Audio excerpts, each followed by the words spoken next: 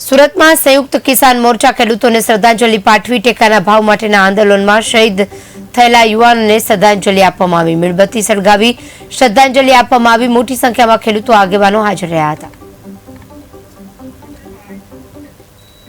Border પર સમગ્ર ભારત દેશના ખેડૂતોના હકની માટેની લડાઈ લડી રહ્યા છે ત્યારે આ લડાઈમાં શુભકરણસિંહ અને બીજા ખેડૂતો જે શહીદ થયા એને શ્રદ્ધાંજલિ આપવા માટે આજે ઓલપાડ રામચોક ખાતે ખેડૂતો ભેગા થઈને 2 મિનિટનું મૌન પાડીને એમને શ્રદ્ધાંજલિ અર્પણ કરી હતી અને એમની શ્રદ્ધાંજલિ એળો ન જાય અને સમગ્ર ભારતમાં ખેડૂતોને ન્યાય મળે એના માટે આજે આ કાર્યક્રમ રાખવામાં આવ્યો। ત્યાં લઈને બોર્ડર પર સમગ્ર ભારત દેશના ખેડૂતોના હકની માટેની લડાઈ લડી રહ્યા છે ત્યારે આ લડાઈમાં શુભકરણસિંહ અને બીજા ખેડૂતો જે શહીદ થયા એને શ્રદ્ધાંજલિ આપવા માટે આજે ઓલપાડ રામચોક ખાતે ખેડૂતો ભેગા થઈને 2 મિનિટનું મૌન પાડીને એમને શ્રદ્ધાંજલિ અર્પણ કરી હતી અને એમની શ્રદ્ધાંજલિ એળો ન જાય અને સમગ્ર ભારતમાં ખેડૂતોને ન્યાય મળે એના માટે આજે આ કાર્યક્રમ રાખવામાં આવ્યો।